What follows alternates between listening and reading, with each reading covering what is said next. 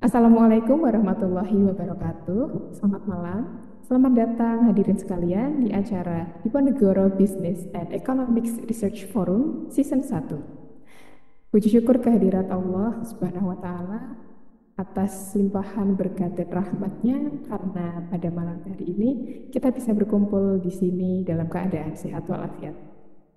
Yang terhormat Prof. Dr. Harjum Muharram SEME, yang kami hormati Bapak Muhammad Najihul Fajri, SEMSE, selaku pembicara yang akan mempresentasikan artikelnya pada malam hari ini, serta hadirin peserta seminar sekalian yang luar biasa yang telah meluangkan waktunya untuk hadir di acara pada malam hari ini. Perkenalkan, saya Alia Pradipta yang akan memandu jalannya acara malam hari ini dari mulai hingga selesai nanti. Alhamdulillah, senang sekali kita bisa berkumpul dalam acara Diponegoro Business and Economic Research Forum atau The Brief yang diselenggarakan oleh Perpustakaan FEB Undip. Sebelum kita memulai acaranya, izinkan saya untuk sedikit memberikan perkenalan atau introduction untuk acara ini. Jadi, The Brief ini adalah acara diseminasi penelitian para akademisi FEB Undip yang diselenggarakan dalam bentuk season, yang dimana satu seasonnya ini akan dijalankan pada satu semester. Jadi di semester ini sendiri sudah ada dijadwalkan gitu ya beberapa pembicara yang akan mempresentasikan papernya pada acara debrief ini. Acara ini sendiri itu diagendakan akan terus berlangsung dalam bentuk season pada semester-semester berikutnya. Jadi misalnya semester ini kita ada season 1, nah nanti di semester berikutnya kita ada season 2 dan seterusnya begitu.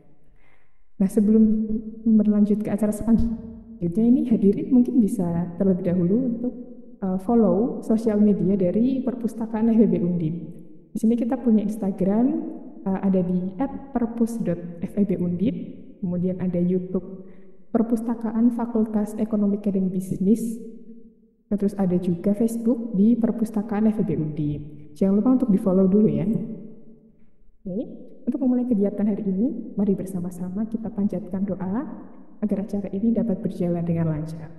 Berdoa dimulai.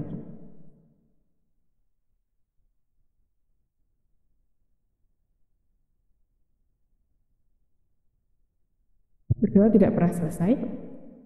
Baik, masuk ke acara selanjutnya. Ini mari kita dengarkan bersama terlebih dahulu ya sambutan dari Prof. Dr. Harjum Muharram SEME.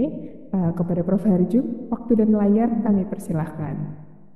Terima kasih Mbak Alia. Apakah suara saya bisa terdengar dengan baik? Ya Pak, terdengar Pak. Oke, selamat malam. Assalamualaikum warahmatullahi wabarakatuh. Salam sejahtera untuk kita semua. Alhamdulillahirrabbilalamin. Segala puji bagi Allah atas rahmat dan hidayat yang diberikan kepada kita. Salawat dan salam kita panjatkan kepada junjungan kita Nabi besar Muhammad sallallahu alaihi wasallam. Ya. Alhamdulillah, akhirnya The Briefs ya, season pertama dan edisi pertama launching ya pada malam hari ini dalam beberapa pembicaraan dengan Pak Mas Hamid ya, Kepala Perpustakaan FEB Undip gitu. Dan mudah-mudahan seperti Mbak Alia sampaikan tadi, nanti di season 1 ini bisa berjalan dengan baik. Nanti semester depan kita lanjutkan ke season 2. Terima kasih ya yang sudah menggagas dan menjalankan kegiatan ini, Mas Hamid dan teman-teman di perpustakaan. Kemudian terima kasih juga menyampaikan dari Pak Dekan ya kepada Pak Muhammad Najihul Fajri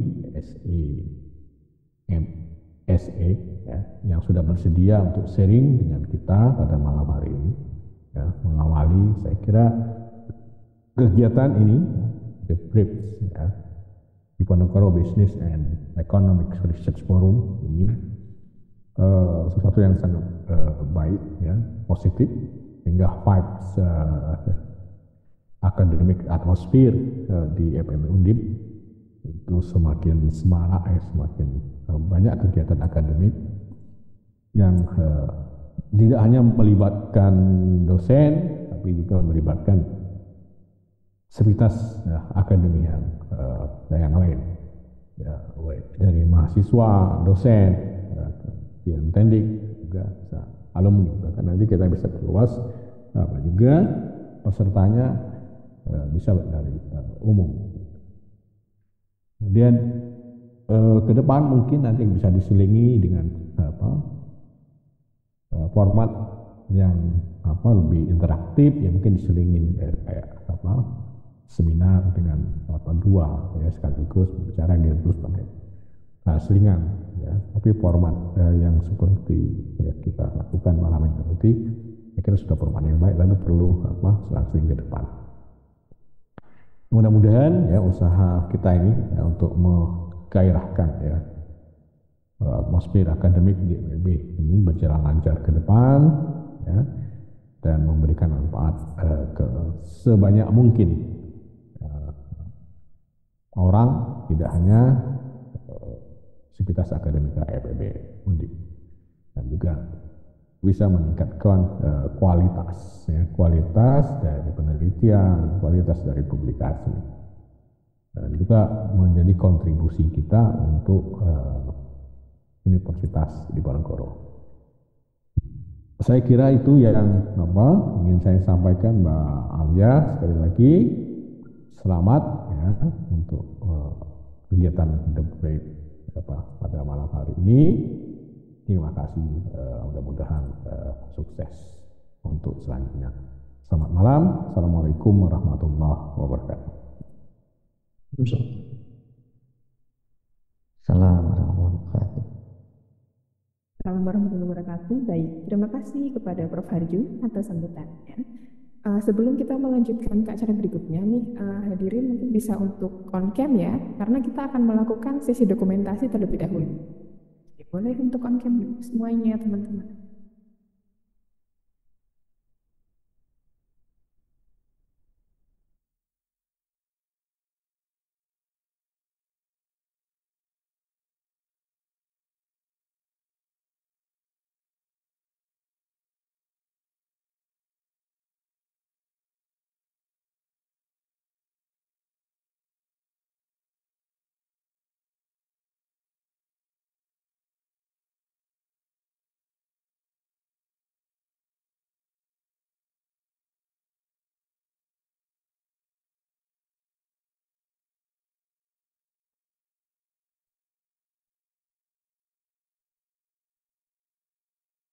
Siapa yang ngabang-ngabain ini Mbak Alia?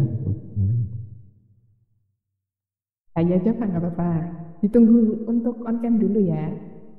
Sampai mungkin 19.42.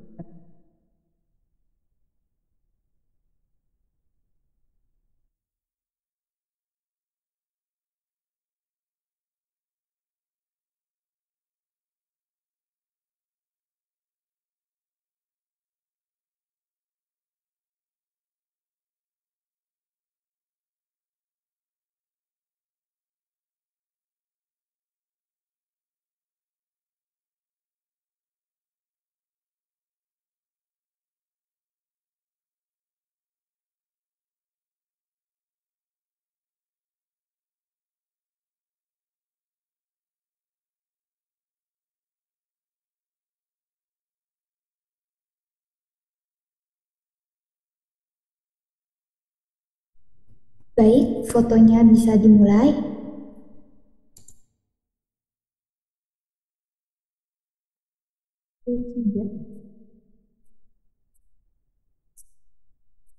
Dari slide pertama, 1, 2,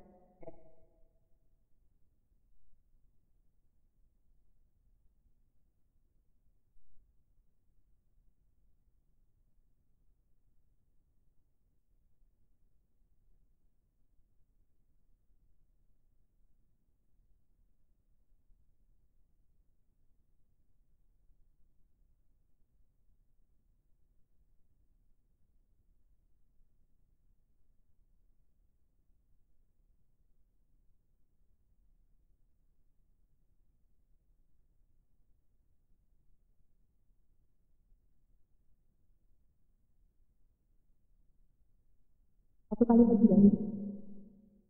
Kalau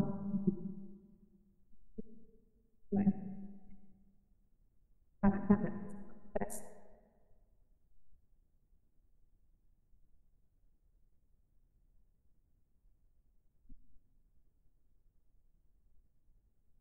Oke, suaranya Pak Ayu kurang dengar. Ya, begini. Baik Salam, Bapak Ibu, salam literasi. salam literasi. Ya, begini. Tangannya bentuk huruf L.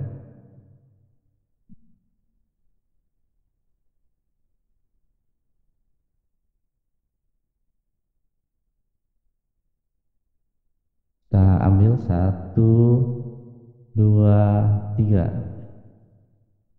Sekali lagi kita ambil gambarnya. 1, 2, 3. Oke. Untuk halaman berikutnya saya ambil gambarnya. 1, masih dengan gaya salam literasi ya. Oke, 1, 2, 3. Untuk halaman berikutnya ini ada 8 halaman ya. Kita buka di halaman ketiga. 1, 2, 3. Oke. Halaman keempat masih dengan salam literasi. 1, 2, 3. Oke. Halaman berikutnya halaman 5 kita ambil masih dengan salam literasi. 1, 2, 3. Oke. Selanjutnya, dan ini halaman terakhir. 1, 2, 3. Oke. Terima kasih atas partisipasinya untuk dokumentasi pada malam hari ini.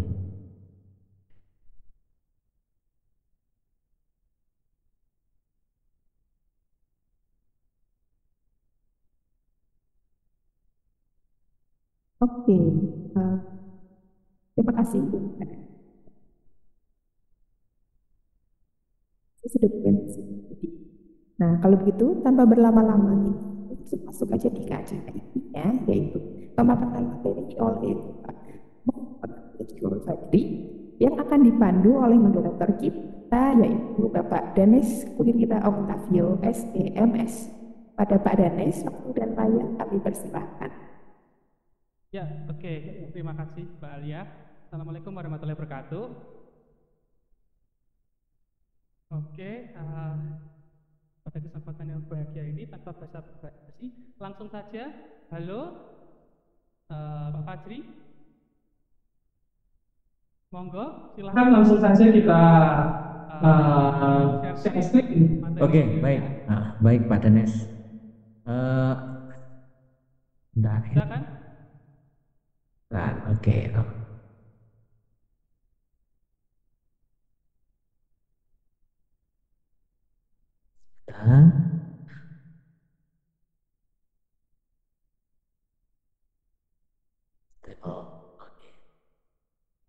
Saya coba dulu ya.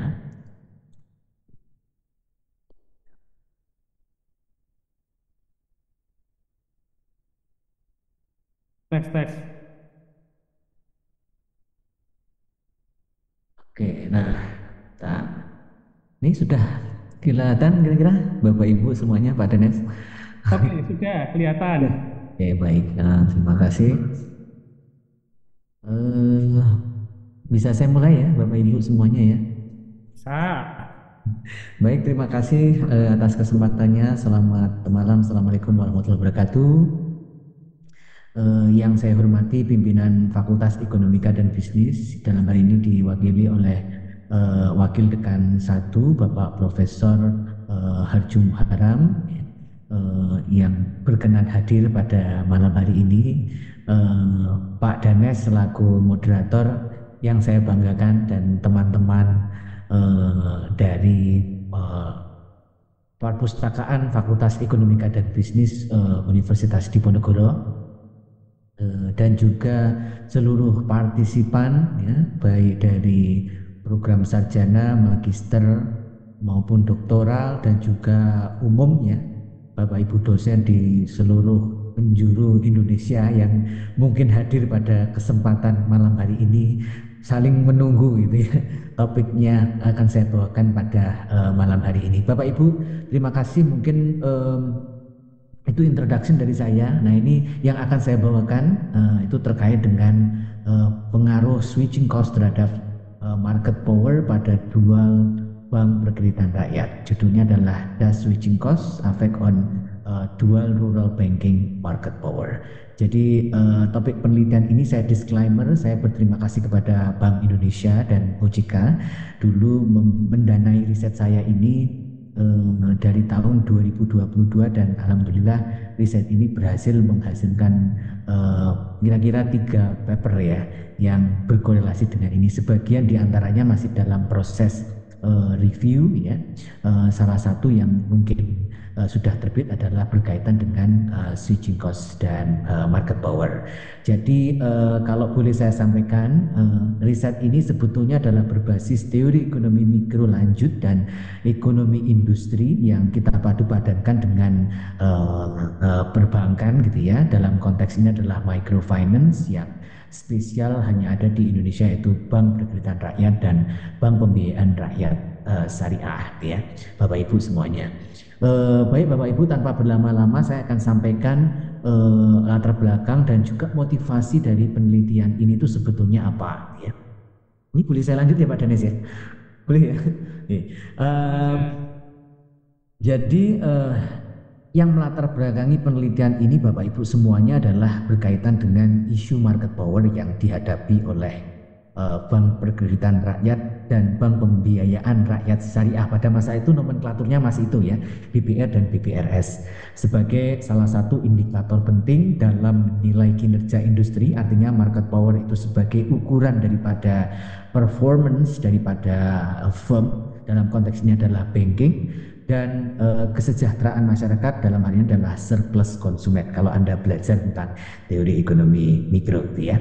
Nah, ini saya citasi dari Grad dan juga Bindik gitu ya. Terus kemudian dalam konteks industri perbankan ya, kita mengenal yang namanya market power itu timbul dari aglomerasi produk dan pengaruh bunga pinjaman dalam konteks industri perbankan gitu ya. Jadi artinya bagaimana itu si perbankan ya, dalam hal ini bank, satu unit bank itu bisa memengaruhi bunga pinjaman secara independen.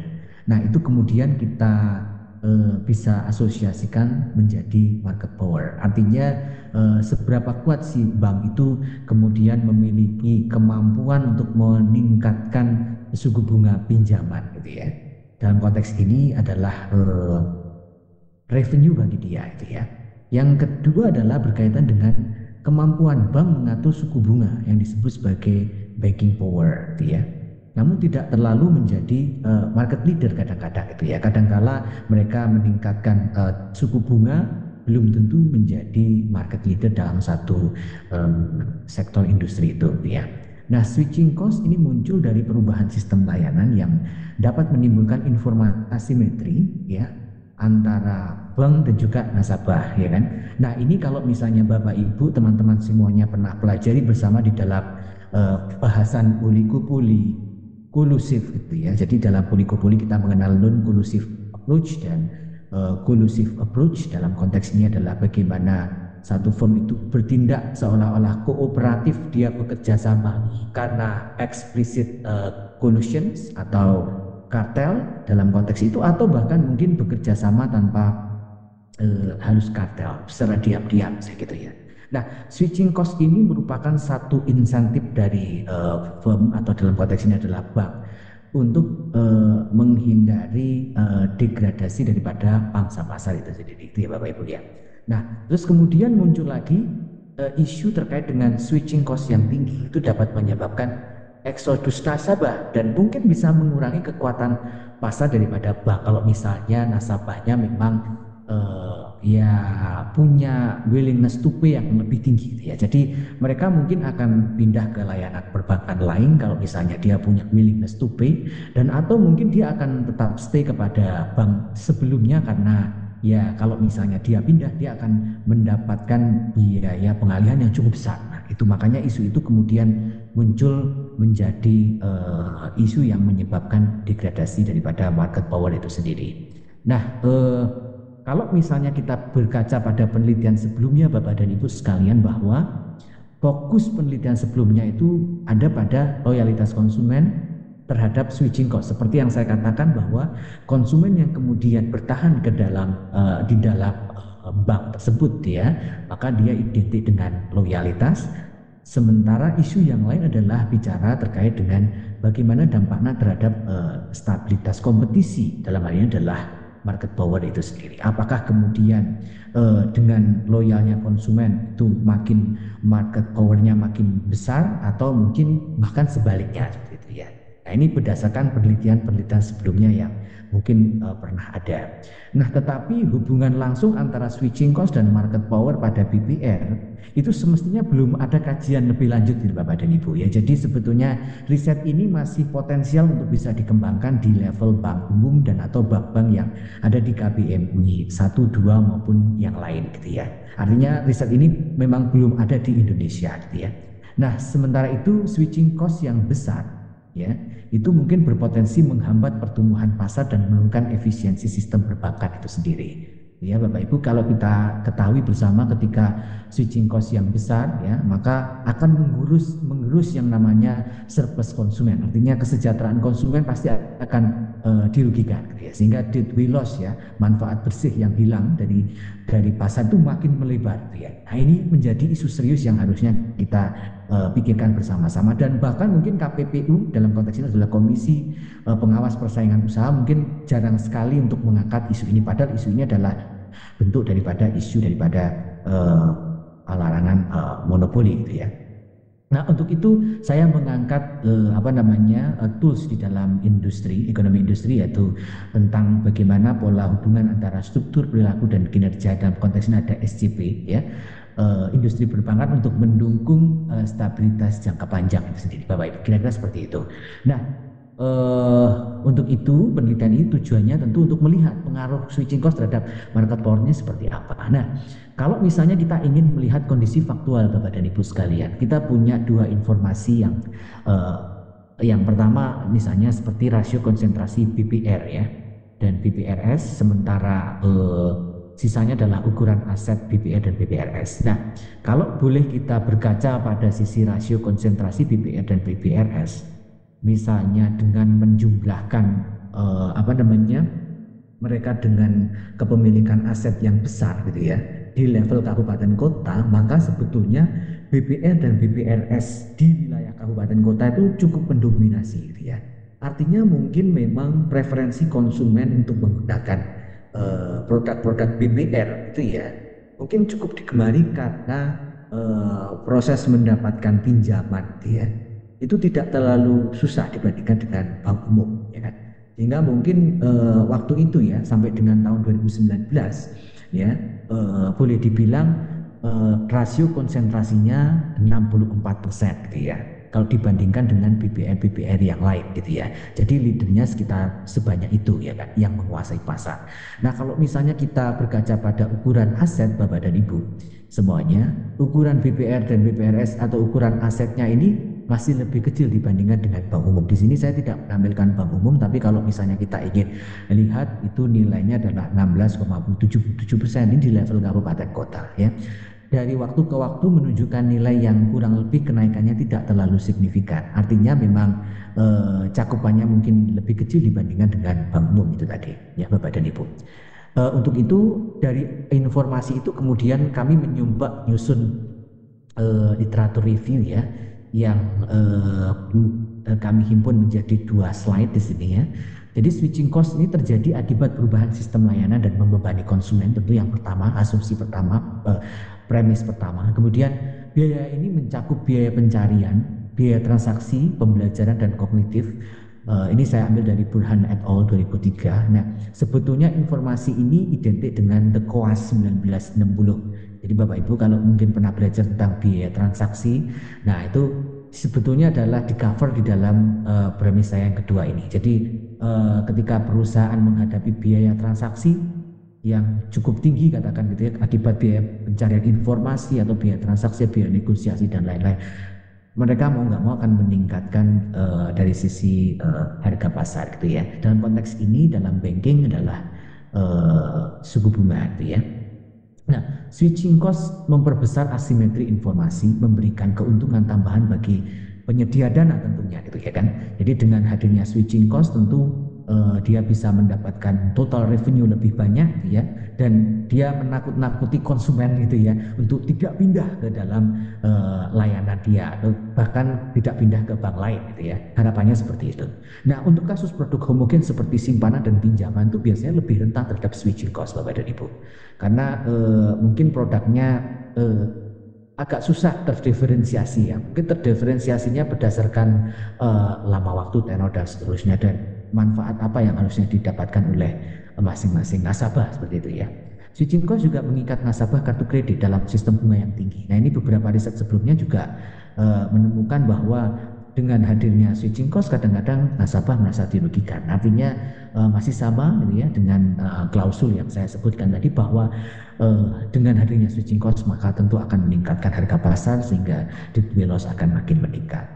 Nah, switching cost juga menimbulkan efek potensi proteksi konsumen agar tetap loyal seperti yang disampaikan tadi. Jadi dengan hadirnya switching cost akan mengunci konsumen untuk tetap menggunakan produk layanan perbankan itu. Kalau misalnya willingness to pay-nya dia tidak berubah, tapi kalau misalnya willingness to pay berubah, mungkin akan berubah juga ya Bapak Ibu ya. Nah, studi internasional meneliti tentang switching cost behavior di berbagai negara juga dilihat dari sisi sistem dual banking seperti Indonesia. Kita menganut sistem dual banking, ada Bank BBR dan BBRS ya, yang mungkin switching cost ini akan memicu perpindahan antar bank konvensional ke bank syariah karena bank konvensional lebih mahal misalnya seperti itu. Nah, ini juga menimbulkan asymmetric information karena orang tidak tahu bagaimana harga di konvensional dan bagaimana membandingkannya dengan syariah. Mereka tahunya cuman ketika ini naik saya langsung pindah saja, begitu saja ya. Nah, kemudian beberapa klausul yang lain menyebutkan bahwa switching cost itu berpengaruh positif ternyata terhadap market power dari informasi-informasi tadi. Karena seseorang bertahan di dalam pasar gitu ya, atau si nasabah itu tetap menggunakan layanan itu, sehingga market power makin tinggi karena dia dikunci gitu ya.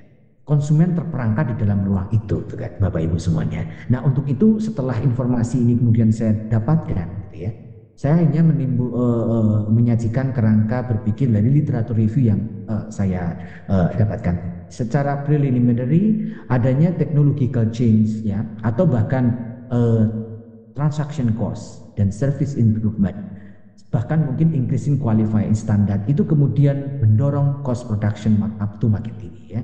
Suku bunga deposito naik kemudian akan mendorong suku bunga pinjaman juga akan naik sehingga harga pasar kemudian mungkin akan mengalami kenaikan. Nah, konteks inilah yang kemudian identik dengan switching cost, dan bisa saja switching cost akan menimbulkan market power ya, tapi secara positif mungkin dampaknya bank akan makin baik gitu ya. Bank bisa mengembangkan mungkin produk diversification dari produk yang dia miliki tadi ya kan, atau mungkin bank innovation, atau mungkin increasing in bank loans gitu ya. Nah, atau hal yang lain misalnya negative impact ketika switching cost, dihadapkan switching cost maka bank mungkin tidak bisa bertahan di dalam pasar gitu ya. Isu-isu yang kemudian berkembang adalah bank merger, yang mungkin pilihan-pilihan yang bisa dilakukan. Jadi ketika market powernya makin tergerus, mungkin dia akan tergerak untuk bergabung dengan kompetitornya gitu kan. Nah, atau mungkin membentuk kartel gitu ya, bahkan seperti itu untuk untuk mendapatkan imbalan kuota itu ya. Atau bahkan mungkin kalau misalnya dia shutdown point ya, dia tidak bisa kemudian lanjut ke dalam ini ketika avoidable cost itu kemudian dihadapkan pada fixed cost-nya banking ya. Atau mungkin non performing loan akan mengalami kenaikan karena kemudian dia tidak ada nasabah yang akan menggunakan produknya dia gitu kan. Nah, oleh karena itu kita harus mengkaji Bapak dan Ibu sekalian, sebetulnya riset ini membutuhkan tambahan informasi yang nantinya perlu ada elaborasi lebih intens. Antara lain bagaimana kita bisa menceritakan tentang bagaimana psychological change dari seseorang, consumer migration, bahkan product homogen intervention melalui yang kita sebut sebagai the income effect and the substitution effect dalam konteks perilaku konsumen.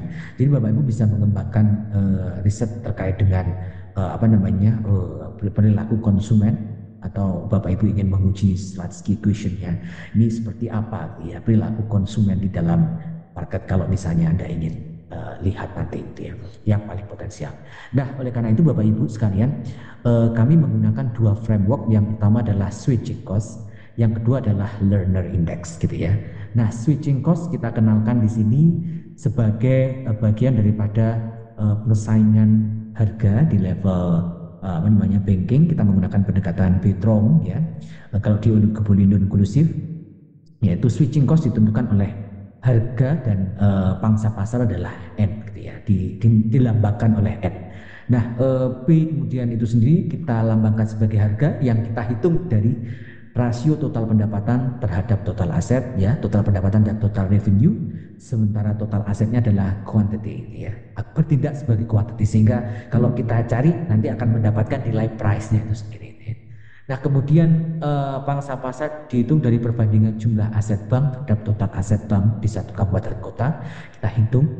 Dan N adalah pangsa pasar terkecil dalam satu periode di wilayah kabupaten kota itu sendiri. Nah, jadi kita akan himpun data-data BPR-BPRS di level kabupaten kota, ya, unit BPR-BPRS kita hitung sedemikian rupa. Nah, step yang kedua kita membangun yang namanya index learner. Kami adopsi dari beberapa penelitian terdahulu, Berger et al. Dan Olivero et al. Kita menggunakan pengertian definisi yang sama. Learner index adalah markup daripada harga atau P minus MC per P ya, di mana P tidak boleh sama dengan 0 ya. Asumsinya adalah P tak boleh sama dengan 0. Jika indeks learnernya mendekati 1, itu artinya dia monopoli ya kan. Kalau 0 artinya mendekati persaingan sempurna gitu ya. Tapi mohon disclaimer bahwa pasar persaingan sempurna akan sulit terjadi dan tidak akan pernah terjadi, karena itu adalah kondisi ideal yang diharapkan oleh para ekonom. Jadi Bapak dan Ibu sekalian, kalau ingin mempelajari persaingan sempurna adalah pasar yang paling baik. Oh ya betul, karena itu adalah kondisi ideal yang diharapkan oleh ekonom supaya efisien dari sisi alokatif maupun produktif. Ya. Nah, kemudian setelah kita bangun tadi, kita coba bangun dengan menggunakan model econometrics ya Bapak dan Ibu sekalian, bahwa total cost itu adalah fungsi daripada total aset di sini ya, total aset Q atau total aset ini adalah total aset, kemudian V ini adalah seluruh beban yang ada di dalam neraca perbankan, seluruh beban yang dipergunakan dalam neraca perbankan. Kemudian tren ini kita hitung 1 sampai dengan periode terakhir gitu ya, karena periode kita menggunakan 2013 sampai dengan 2019, maka 2013 kita gunakan 1 dan 2019.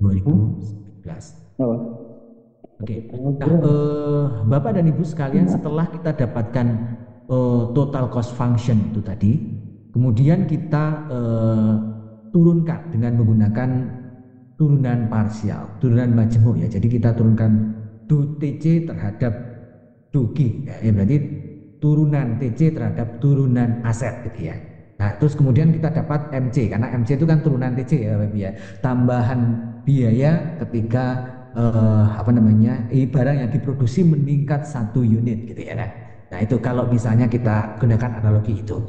Nah, kemudian MC kita dapatkan dengan meregress ini Bapak Ibu. Jadi ini kita regress dari neraca perbankan, kemudian masing-masing hasil koefisiennya tadi kan kita gunakan sebagai koefisien dari marginal cost ini. Nah, marginal cost ini kita turunkan dari persamaan ini gitu ya. Nah, barulah kemudian nilai ini kemudian kita hitung ke sini gitu ya. Karena P tadi kita dapatkan, MC-nya kita dapatkan dari ini, kemudian dapatlah learner index gitu kan. Nah, learner index kita dapatkan. Nah, setelah kita dapatkan learner index, artinya learner index-nya adalah perbankan gitu kan. Learner index bank. Kan? Nah, banknya itu ada berapa? Nanti kita lihat banknya ada berapa. Ini adalah estimasi model empiris karena saya menggunakan pengaruh switching cost terhadap learner index, maka memodelkannya adalah learner dipengaruhi oleh switching cost dan indikator perbankan dan juga beberapa informasi yang lain, misalnya trend dan error, misalnya seperti itu. Nah, Estimasinya saya menggunakan GMM ya, regresi panel dinamis. Metode GMM saya ilhami, saya terapkan di dalam riset ini karena periodenya itu cukup panjang ya, 2013 sampai dengan 2019, sementara jumlah banknya juga cukup banyak gitu ya, cukup banyak, mungkin sekitar 1.300 sampai 1.400 unit bank.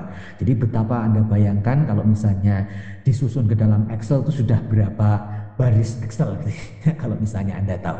Nah, ini ya Bapak Ibu semuanya, jadi data yang saya gunakan adalah Bank Scoop Data dari Otoritas Jasa Keuangan OJK, laporan perbankan untuk 1.266 BPR dan 113 BPRS selama 2013 sampai dengan 2019, dan ini cukup mahal datanya karena alhamdulillahnya ada Bank Indonesia yang sponsori saya waktu itu. Nah ini boleh dibilang untuk menyusun data ini karena bentuknya ada GSV ya, kita harus mengembangkan berbagai data yang ada, cross check dengan kondisi keberadaan bank, apakah bank itu masih tersedia atau enggak, sehingga kita eliminasi, jadilah hanya sebenarnya ini gitu ya Bapak Ibu ya. Nah, ada beberapa hal yang diperhatikan dalam konteks ini Bapak Ibu terkait dengan paradigma pengawasan mikroprudensial di tahun 2011 ya, sebelum pandemi ya. Artinya saya akan menggunakan periode 2011 setelahnya. Untuk sebelumnya kita tidak gunakan karena kita belum ada UU tentang mikroprudensial ini. Harapan kami adalah melihat fenomena ini di level unit bank BPR dan BPRS itu. Nah, oleh karena itu Bapak dan Ibu sekalian, variabel penelitian ini yang akan saya pakai itu antara lain tadi itu ya, learner index saya hitung sesuai dengan metode yang cukup panjang tadi itu dengan pendekatan ekonometrik dan matematik, kemudian switching cost ya, kemudian barulah beberapa indikator perbankan seperti ukuran bank, kemudian kapitalisasi ya, struktur pendapatan, kemudian risiko perbankan ya. Risiko perbankan konteks ini adalah loss loan provision gitu ya Bapak, dan inefisiensi adalah rasio biaya non bunga terhadap aset ya. Nah, Bapak dan Ibu sekalian, kita masuk ke konteks pembahasan ya. Setelah saya cross check dan cross tab ya data statistiknya gitu ya, setelah saya lihat bahwa ternyata memang indeks learner dari BPR dan BPRS itu ada yang nilainya 1 gitu ya.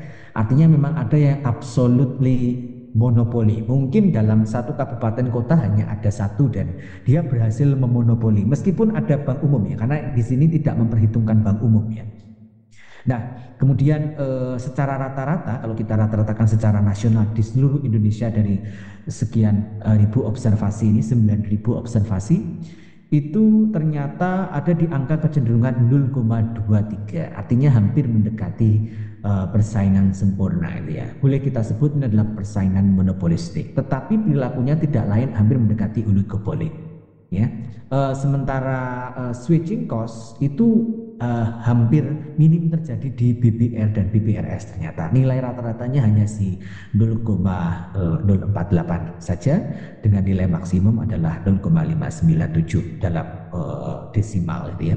Artinya kalau misalnya kita bikin rentan 1 sampai 0, 1 adalah switching cost no gitu ya, dan 0,5 adalah nilai tengahnya, artinya nilai maksimumnya masih di tengah gitu kan. Nilai maksimumnya masih di tengah rentan itu gitu ya.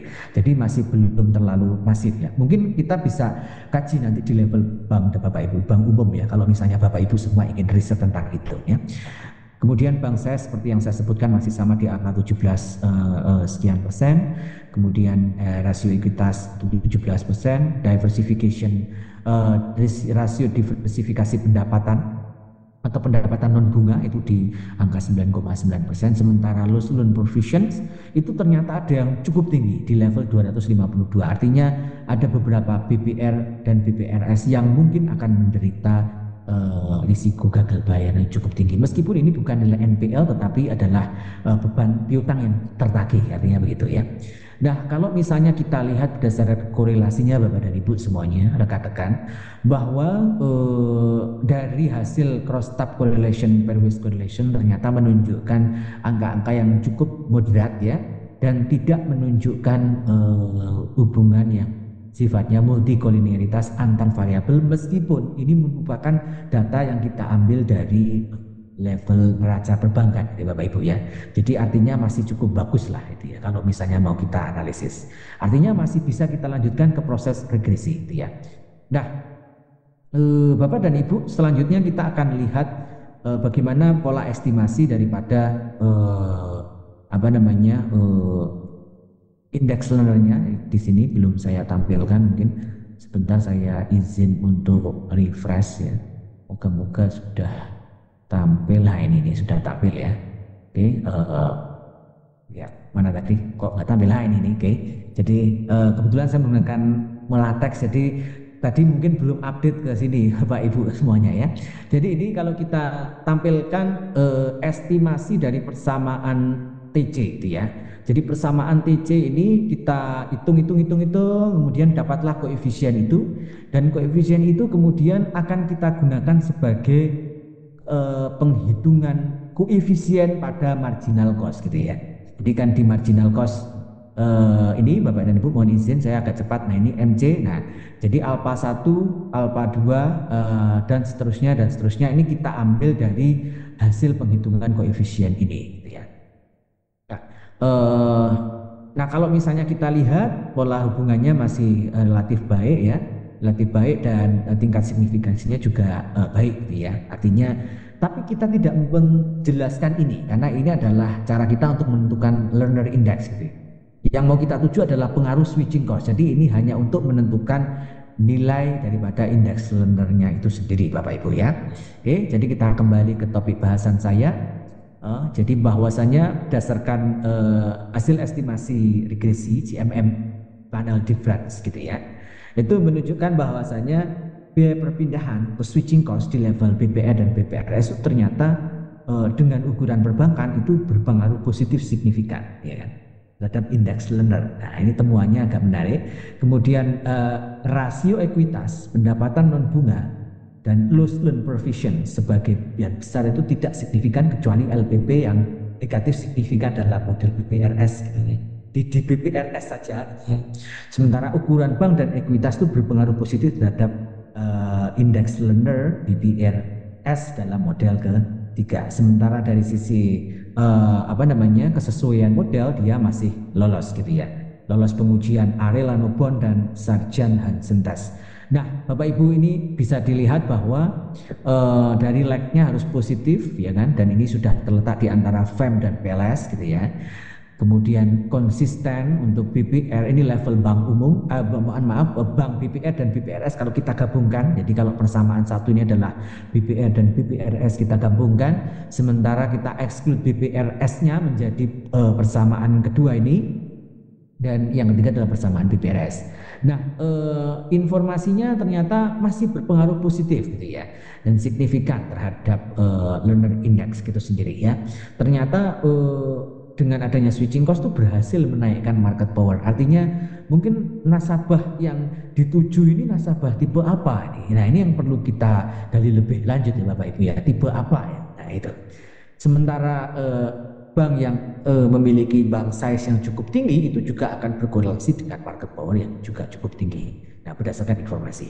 Sementara ekuitas di BPR dan BPRS juga berpengaruh positif. Loss loan provision di BPRS ternyata justru malah berpengaruh negatif. Artinya makin tinggi beban utang tak tertagih atau piutang tak tertagih itu justru menurunkan market power itu sendiri. Nah tuh Bapak dan Ibu sekalian. Nah kalau misalnya kita ingin robust ya dari seluruhan model, itu ternyata hasilnya juga masih cukup konsisten ya kan, signifikan. Ini mohon maaf ya, ini bukan 0,00, nanti saya revisit ya Bapak dan Ibu meraih penghitungan ini. Oke. Nah setelah kita breakdown Bapak dan Ibu semuanya bahwa kekuatan BPR dan BPRS telah menggunakan penghitungan indeks learner tadi kita rata-ratakan dari dari seluruh wilayah Indonesia, itu ternyata nilainya masih konsisten di angka 0,23 ya. Untuk BPR dan BPRS adalah 0,22.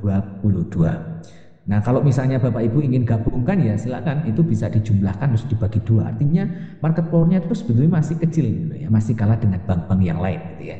Nah kalau boleh saya ringkas bahwa berdasarkan hasil estimasi ini tentu ya masih menunjukkan kondisi yang cukup nyata gitu ya.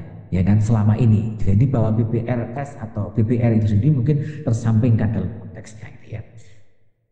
Nah, kalau misalnya kita ingin breakdown Bapak dan Ibu berdasarkan hasil estimasi ini menunjukkan bahwa switching cost ini memiliki efek positif dari Bapak Ibu ya terhadap market power ya. Nah, ini mendukung hipotesis yang disampaikan oleh Egelius and Bell tahun 2016 dan Rizkyah et al. 2021 di mana peningkatan switching cost itu mendorong peningkatan market power. Ya, hasilnya tadi menunjukkan peningkatan 1% itu menunjukkan peningkatan sebesar 0,28 poin. Ini indikasi kecenderungannya mungkin antara oligopoli atau mungkin monopolistik ya. Nah, saya sebutnya oligopolian gitu kan. Nah, switching cost di sektor perbankan wujud dalam kenaikan suku bunga pinjaman sebetulnya yang mendorong profitabilitas dan ekspansi bank itu sendiri. Namun ini ya, biaya ini kemudian menguntungkan produsen dibandingkan konsumen, Bapak dan Ibu. Kemudian mengurangi kesejahteraan konsumen dan menimbulkan beban transisi, beban transisi bagi konsumen ketika konsumen harus apakah konsumen harus tetap di bank itu atau mungkin ya harus pindah begitu saja ya. Atau bahkan mungkin konsumen sedang membutuhkan produknya dia karena saking mudahnya tadi itu ya. Walau begitu banyak konsumen juga tetap bertahan karena merasa tidak ada alternatif yang lain misalnya begitu ya. Karena tidak punya kapasitas ya, willingness to pay, dan atau mungkin ya yang lain agunannya kurang memenuhi dan seterusnya. Nah, sementara kalau kita lihat dari sisi BPRS gitu ya, efek switching cost pada BPRS Bank BPR Syariah ya justru negatif signifikan terhadap market power ya, dikarenakan ketidakmampuan BPRS menetapkan harga secara sepihak akibat prinsip transparansi risiko pada akad mudharabah dan musyarakah gitu ya. Dan juga berdasarkan laporan OJK tahun 2021 menunjukkan bahwa satu BPRS rata-rata bersaing dengan 7 BPR konvensional di level kabupaten atau bahkan di level kecamatan sekalipun gitu ya. Nah, ini yang level yang kita ambil adalah kabupaten gitu ya. Nah, pada konteks ini berarti menunjukkan bahwa switching cost itu sebetulnya bisa memperkuat BPRS sebetulnya karena BPRS masih dibutuhkan. Nah, tapi apakah paradigma itu akan tetap begitu saja setelah pasca pandemi, karena riset ini itu berakhir sebelum pandemi ya Bapak Ibu ya.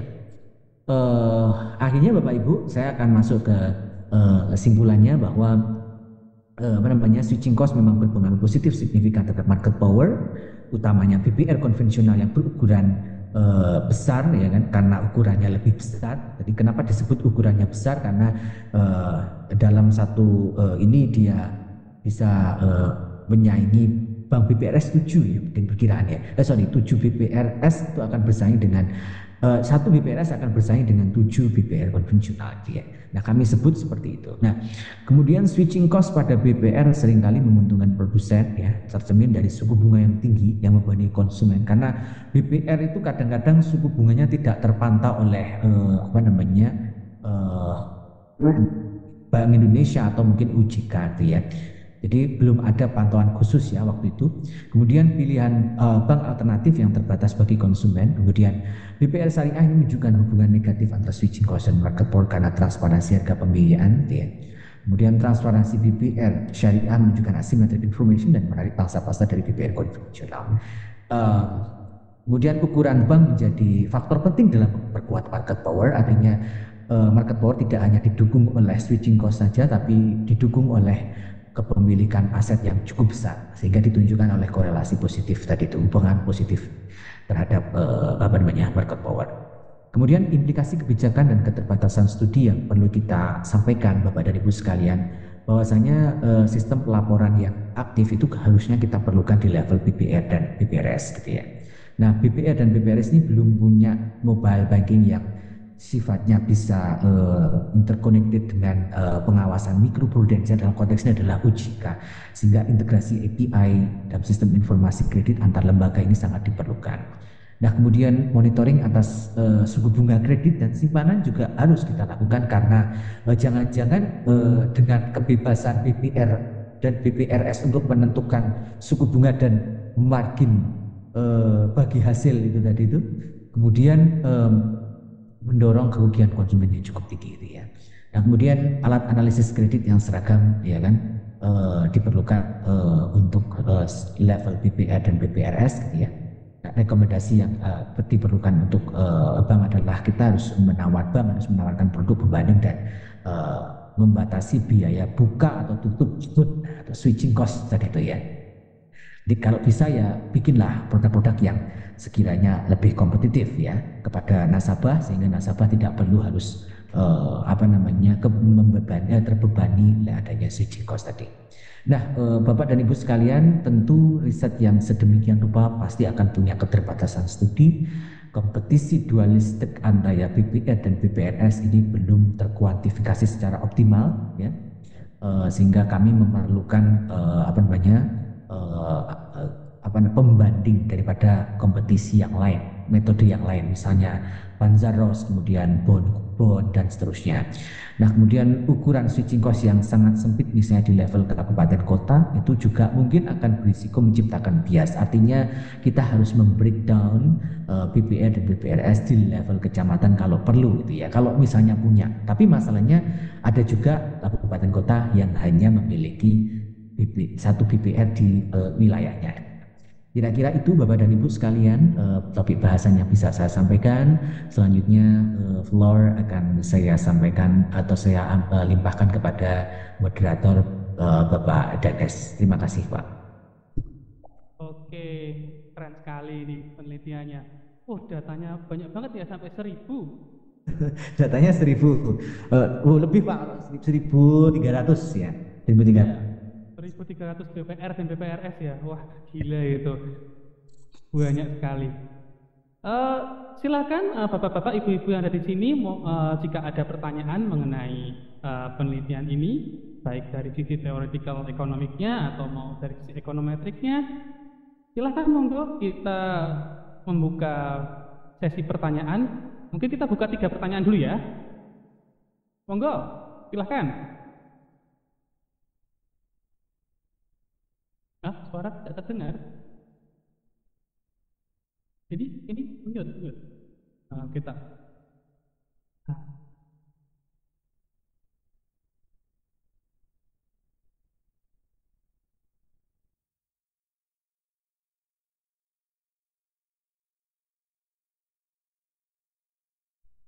Monggo silakan.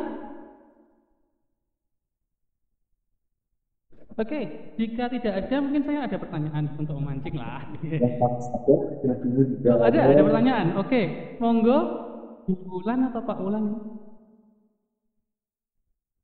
Oke. Ini switching cost ini maaf. Ini market power ini, learner index ini bisa nggak diaplikasikan di perusahaan non finansial, Pak Fadri? Selama ini kan seringnya learner index ini sering dimainkan di perusahaan finansial ya Pak? Boleh saya jawab dulu nih Pak ya. Jadi ini pertanyaan pemantik. Terima kasih Pak Danes atas pertanyaannya.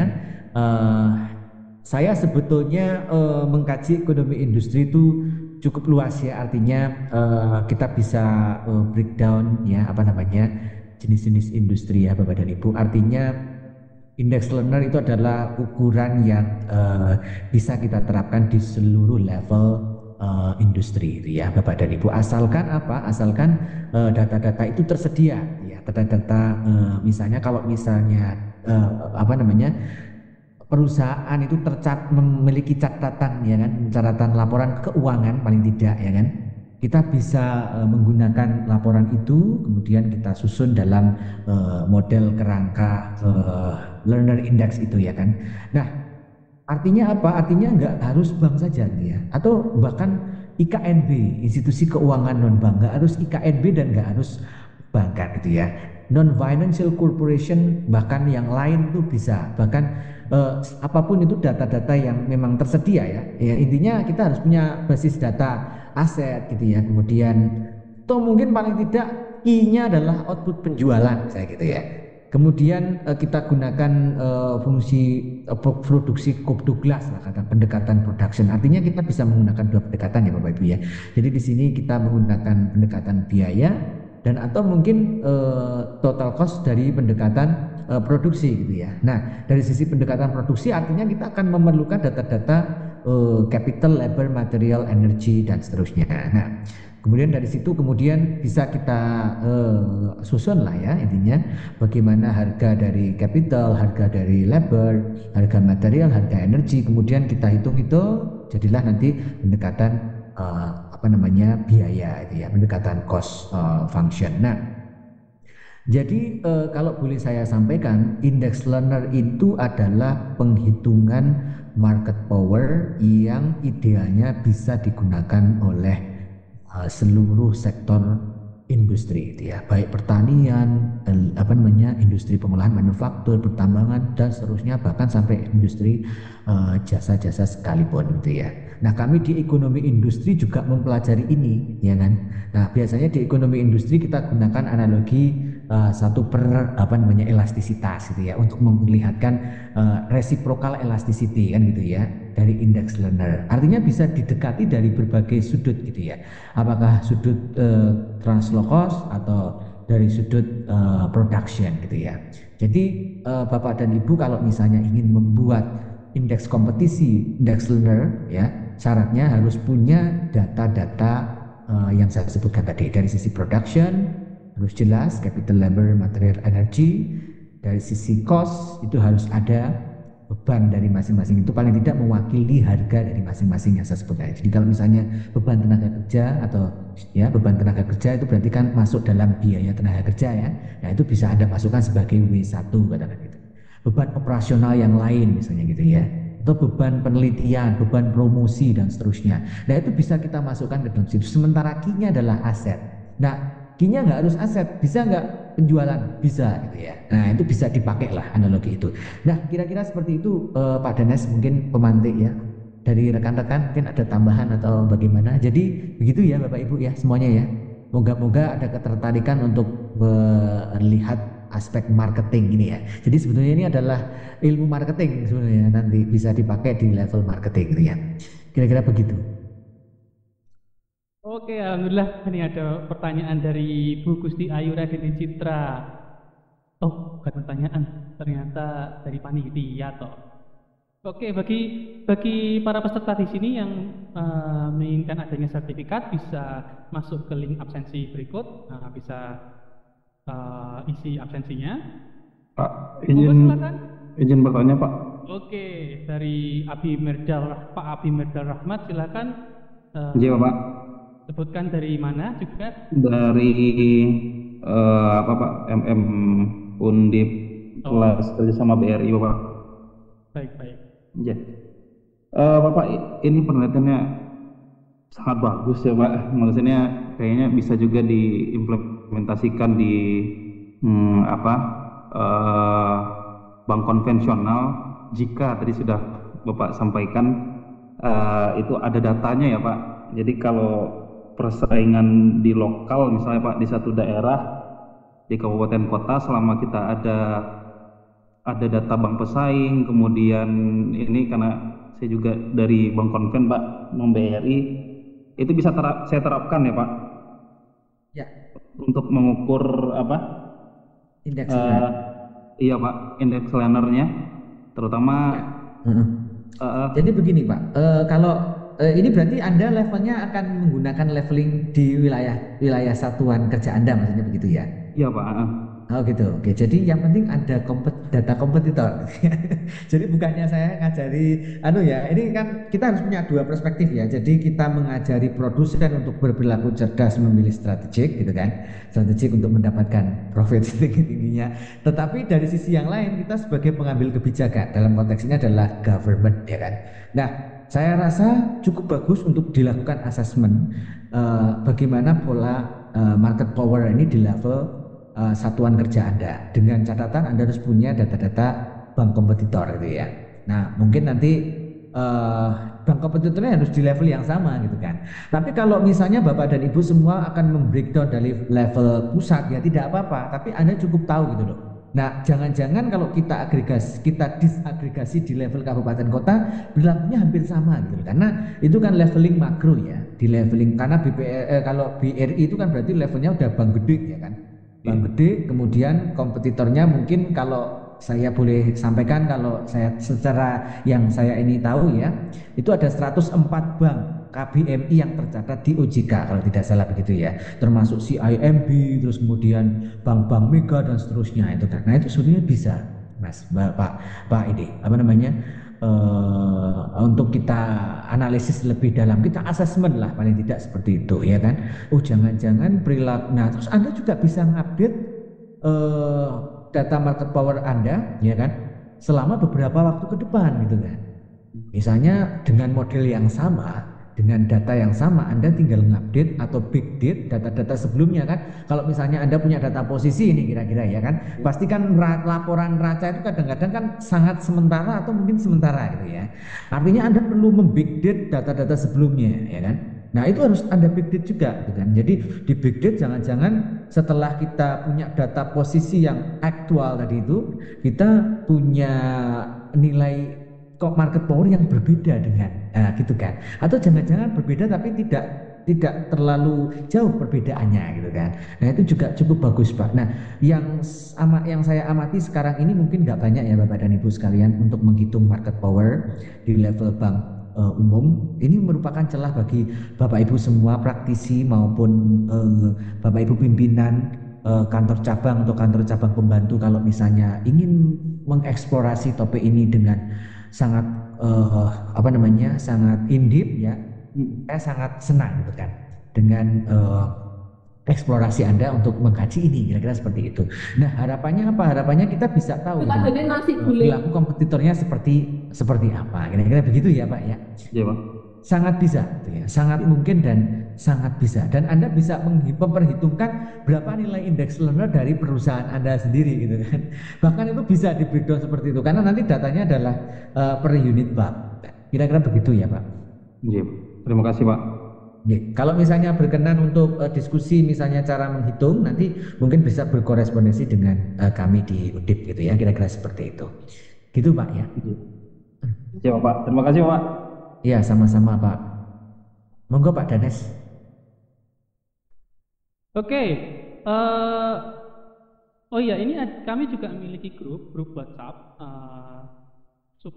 bagi para peserta di sini yang ingin mendapatkan informasi mengenai kapan kegiatan The Brief ini, Diponegoro Business Research Economic Forum ini berlangsung, bisa ikut ke grup WhatsApp. Ini saya akan bagikan grup WhatsApp-nya selagi menunggu penanya berikutnya. Nah.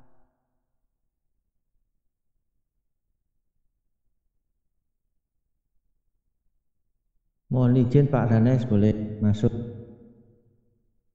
Oh boleh. Oh ada Pak Yuli di sini. Ini Pak Yuli jauh-jauh dari Malang ini. Iya perkenalan. Halo Pak Yuli. Malu Pak Danes, lama nggak ketemu. Mudah-mudahan bisa bertemu offline kembali, diajari lebih lagi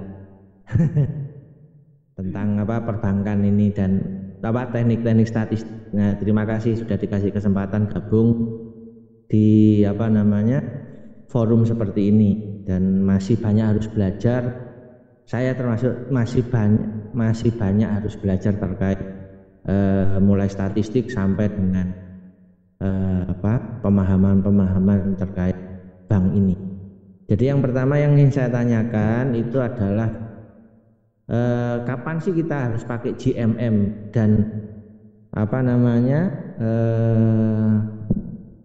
tidak. Kalau saya lihat di artikel-artikel kok selalu GMM itu seperti apa menurut saya, karena basic saya basic saya di manajemen, jadi tidak sekuat. Jadi kalau di ISP itu tidak sekuat ini, sehingga turunan ekonometriknya lihat kayak cacing-cacing, bingung juga ini ngapain, ini bingung gitu Pak. Itu yang pertama untuk statistik. Yang kedua ini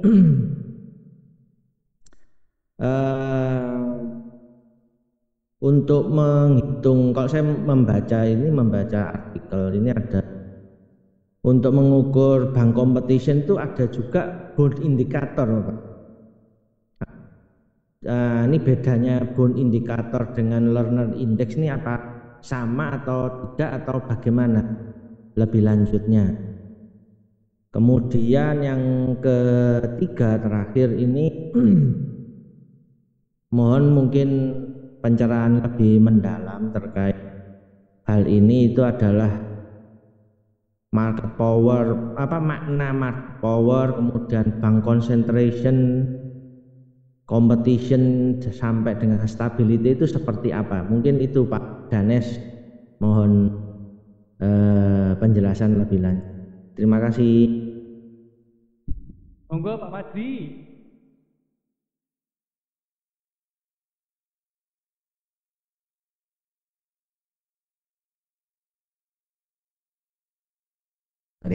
Baik, terima kasih. Sudah, ya, suaranya sudah masuk ya? Masuk. Masuk aman ya. Oke, baik, terima kasih Pak atas kesempatan pertanyaannya dari jenengan gitu ya. Oke, saya akan jawab. Ini pertanyaannya 3 tapi core sifatnya itu metodologis ya, kerangka metodologis dan apa namanya definisi ya gitu ya. Boleh saya apa namanya? Boleh saya elaborasi mungkin tadi pertanyaannya yang pertama itu kenapa GMM gitu ya. Yang pertama itu ya tadi. Terus yang kedua nanti mohon dikoreksi Pak Danes kalau saya salah. Yang kedua itu apa bedanya dengan teknik pengukuran yang lain gitu ya kan? Ya betul ya, itu ya. Teknik dan Boon ya tadi. Boon dan learner gitu ya. Terus yang ketiga adalah apa namanya? Definisi ya kan, definisi terkait dengan market power, kemudian concentration, betul ya, concentration sama competition, nah gitu ya. Nah ini hal-hal yang sifatnya, dan ini memang sudah pernah mesti kita singgung terkait dengan luasnya istilah kompetisi gitu ya. Nanti akan saya, moga-moga itu ya pertanyaan 3 nih Bapak Ibu semuanya ya. Jadi begini Bapak dan Ibu sekalian, boleh saya sampaikan bahwa teknik analisis data panel itu kita harus breakdown ke dalam 2 jenis ya. Ada yang namanya panel statik, kemudian dalam panel statik harusnya kita breakdown menjadi 2 tadi itu ya, yaitu the fixed effect and the random effect model ya. Nah, dalam konteks itu ya kan, dalam konteks penggunaan data panel statik itu ya, kadangkala peneliti akan istilah pertumbuhan atau istilah variabel Y ya, variabel Y ya, berarti variabel dependent itu dipengaruhi oleh dependent itu sendiri tapi di periode sebelumnya. Ya Bapak Ibu ya, jadi itu harus kita pegang dulu. Nah, boleh nggak Pak Fajri mau saya pakai kayak begitu tapi diregresi panel statis? Jawabannya boleh ya kan, boleh, tetapi akan menghadapi masalah yang disebut sebagai the problem of endogeneity in the heterogeneity, panel in the heterogeneity. Agak bulat istilahnya, makanya kan ada istilah masalah endogenitas di dalam regresi panel statik pada saat kita menggunakan variabel Y, apa namanya, Y gitu. Nah, saya boleh pakai share screen nggak Pak Danes, pakai share screen Meshworld boleh nggak ya? Saya share screen dulu ya. Maksudnya bagaimana? Mungkin maksudnya agak bingung ya Bapak Ibu ya. Jadi kalau saya bikin seperti ini C ya. Jadi kita punya persamaan Y, katakan YIT gitu ya. YIT berarti data panel ya Bapak Ibu ya. YIT sama dengan alpha dol plus ya, misalnya alpha 1 ya kan. YIT min 1, nah gitu kan, artinya kita akan memanfaatkan data sebelumnya. Nah ini yang kita sebut sebagai autoregresif kan gitu ya. Nah pada fase pengautoregresifan inilah yang kemudian mungkin akan ada korelasinya dengan si epsilon gitu ya. Jadi kalau boleh saya sebut begini ya Bapak Ibu, kalau saya punya satu variabel yang akan saya prediksi gitu ya, ini ya, jadi ini misalnya Anda mau meregres apa misalnya GDP tahun ini dipengaruhi oleh GDP tahun sebelumnya gitu kan, autoregresif gitu kan. Nah satu variabel autoregresif, sekarang saya tambahkan like a distribution like misalnya X ya, XIT kayak gitu ya. Nah ini masalahnya pasti akan tetap sama, artinya ini pasti akan berkorelasi dengan ini karena kita men-setup si ini adalah faktor-faktor lain yang mempengaruhi si Y kan gitu ya. Pasti akan selalu berkorelasi dengan ini. Nah, masalahnya adalah kalau misalnya si ini kita keluar, kita masukkan sebagai variabel independen, maka ini kemudian akan berkorelasi ke sini, multikoliniaritas ke dalam sini gitu kan. Jadi antar variabel multikol gitu kan. Nah, multikol pada konteks inilah yang akan kita ilhami sebagai apa yang itu kita sebut sebagai endogeneity, ya gitu ya. Nah, endogeneity tadi itu ada dua karena di peak effect dan random effect. Jadi kalau di peak effect itu ada time effect dan individual effect, sehingga ini kemudian akan boleh saya tulis menjadi, ya kan? Menjadi kalau saya tulis begini, ya mungkin saya mu gitu ya, u it misalnya u IT gitu ya, IT dikurangi dengan ditambah dengan VIT. Jadi kita akan punya dual endogeneity kalau misalnya kita mau lihat data panel. Jadi sekarang endogenitasnya itu malah makin kompleks, ya kan? Itu alasan pertama kenapa kita harus menggunakan GMM. Jadi pertama endogenitas antar variabel ini dengan ini, si ini ya saya warnai ini. Nah kan, kalau Anda pakai gitu ya. Tapi kalau Anda nggak pakai ya nggak usah pakai GMM Bapak Ibu. Kalau nggak pakai ini ya nggak usah pakai GMM. Jadi kalau pakai GMM itu resikonya ini akan bertemu dengan si dia, karena si dia pasti akan ketemu sama si dia gitu kan, ya kan. Jadi si dia dan si dia ini gitu kan. Bentar ya. Nah oke. Nah ini oleh karena itu Bapak dan Ibu sekalian, ini masalah endogenitas yang hubungan sifatnya itu sudah satu arah. Nah sekarang bagaimana kalau kita punya I dan punya T? I adalah cross section atau individual, kalau saya banking berarti banking. T itu adalah waktu, dimensi waktu. Nah ya kan, dan ini itu adalah individunya dan ini waktunya. Sekarang hubungannya makin banyak, dua, endogenitasnya dua. Oleh karena itu kita membutuhkan teknik analisis instrumental variable. Dalam konteks hal ini, karena variabelnya adalah bersifat like, maka instrumental variabelnya kita sebut sebagai generalized method of moment, gitu ya Bapak Ibu ya. Nah, ini alasan mendasar kenapa kita harus menggunakan instrumental variable dan kenapa kemudian kita menggunakan GMM, karena ada unsur lag yang berkorelasi erat dengan si ini, gitu ya Bapak Ibu ya. Itu yang pertama. Jadi kalau misalnya Bapak Ibu bingung, bisa berkorespondensi nanti ya dengan Pak Denes atau dengan saya. Ya. Nah itu yang pertama ya, pertanyaan. Lalu pertanyaan yang kedua itu terkait dengan apa tadi ya Pak ya, perbedaan ya. Oh ya, perbedaan learner dan bond indikator gitu ya. Nah itu menjadi pertanyaan yang cukup kompleks ya, karena dihadapkan pada pilihan.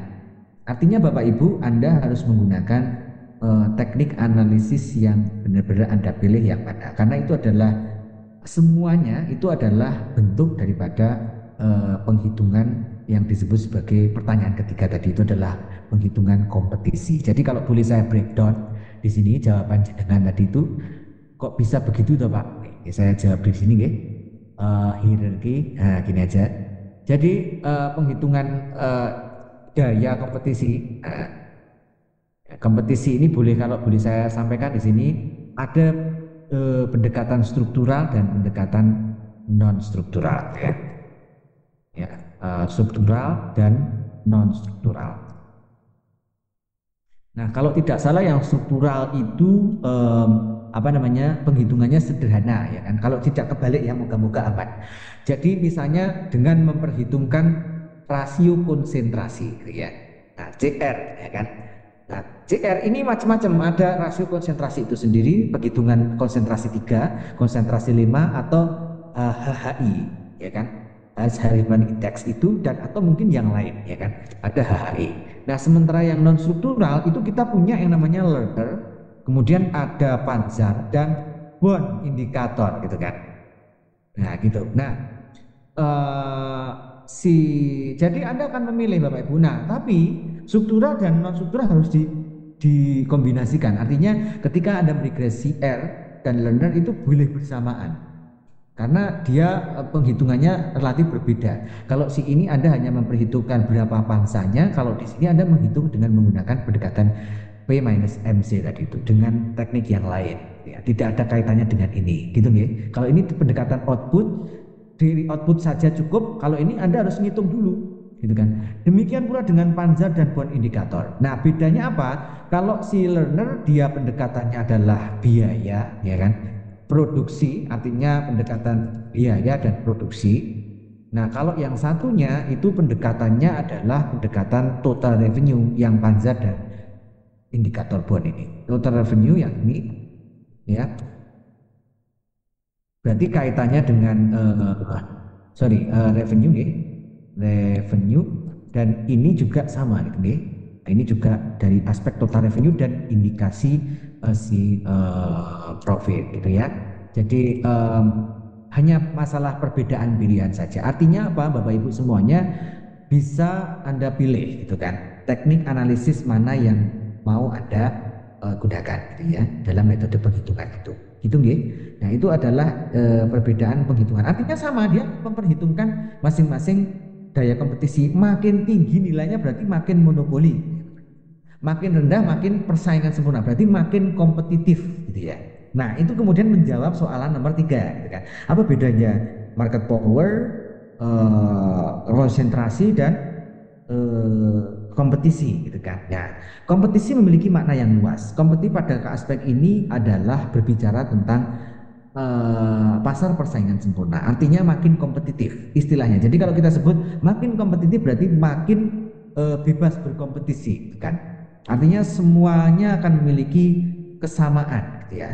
Kesamaan pangsa pasar, kemudian karena menetapkan biaya juga tidak bisa begitu saja karena price taker gitu ya. Labanya mungkin akan lebih sedikit karena labanya bersifat normal gitu ya. Nah, itu kompetisi, definisi kompetisi atau kompetitif itu sendiri. Sementara market power itu identik dengan bagaimana dia bisa menguasai pasar karena dia bersifat mendekati monopoli atau bahkan oligopoli yang mendekati monopoli gitu ya.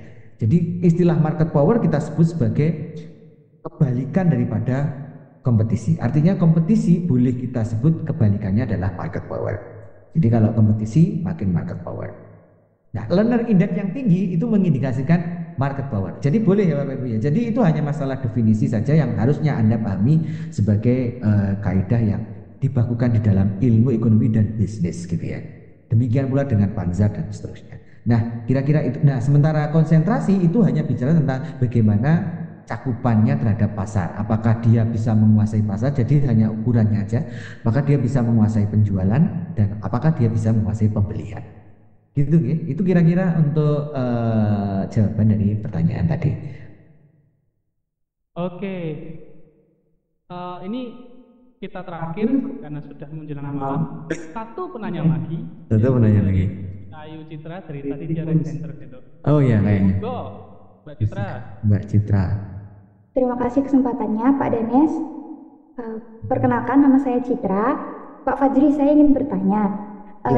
Semisal kan tadi kan BPR switching cost-nya negatif terhadap learner. Berarti apakah bisa dikatakan kalau switching cost-nya negatif terhadap learner, lalu BPRS berarti kalah terhadap BPR karena biaya nasabah untuk pindah ke bank lain itu murah.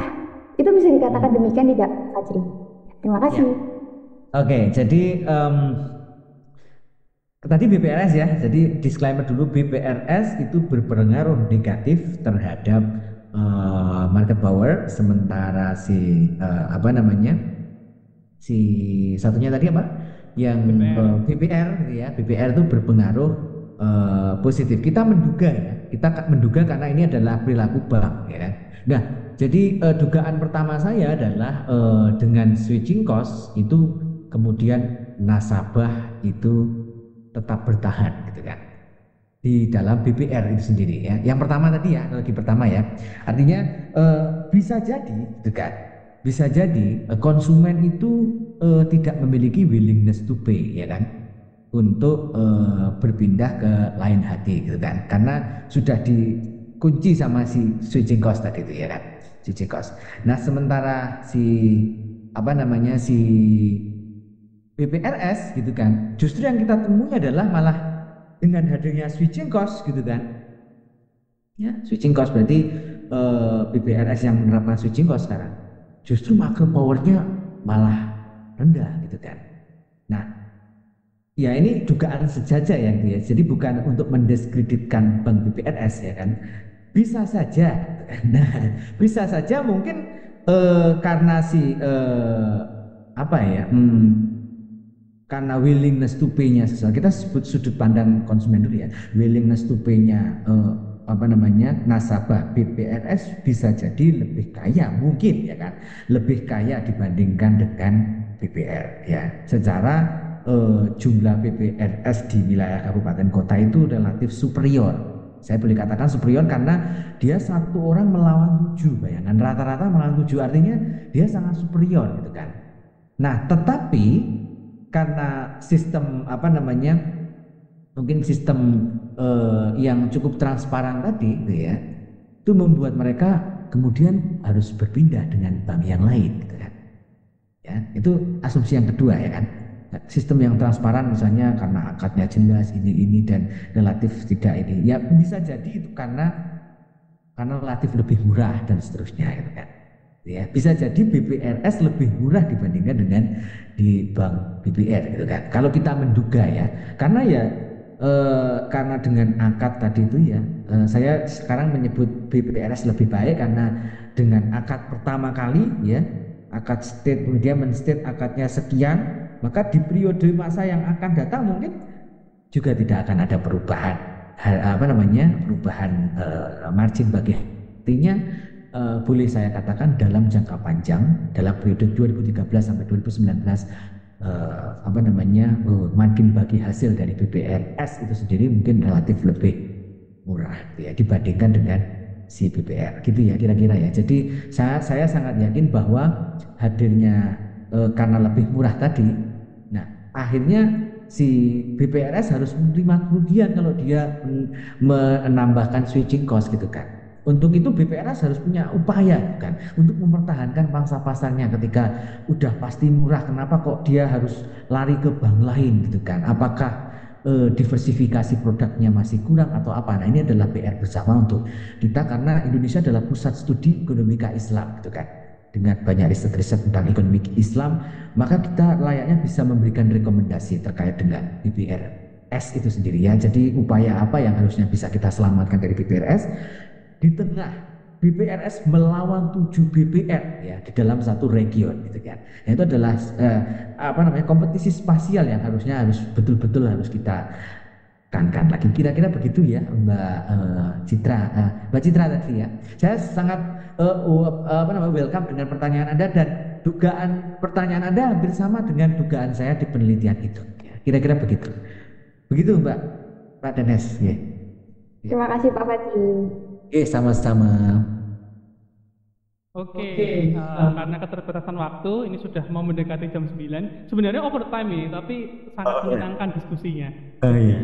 Kita teruskan aja. Nah, cuma karena ini mau jam 9, kita juga harus istirahat dan besok liburan juga kan. Nah, kita harus ya istirahat dari hiruk pikuk pekerjaan yang tadi lah. Betul. Ya, oleh karena itu kita akhiri dulu sampai di sini debrief kita, debrief episode pertama. Yang nanti akan kita lanjutkan lagi di debrief episode kedua, yang insya Allah akan kita lakukan kembali di 2 minggu ke depan. Nanti Bapak Ibu yang ingin tahu siapa narasumbernya dan tema apa yang akan dibahas bisa cek di Instagram Perpustakaan FEB Undip dan juga bisa ikut di WhatsApp group yang sudah saya bagikan di Zoom. Silahkan untuk ikut di sana sehingga bisa update mengenai acara debrief ini. Ya, untuk video nanti akan di-share, namun akan kita edit dulu. Ya.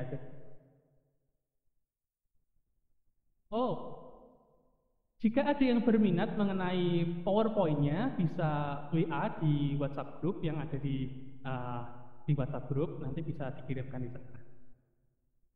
Oke, sekian episode pertama dari debrief ini. Mohon maaf jika ada salah kata. Wassalamualaikum warahmatullahi wabarakatuh. Waalaikumsalam warahmatullahi wabarakatuh. Terima kasih Bapak semuanya. Terima kasih semuanya.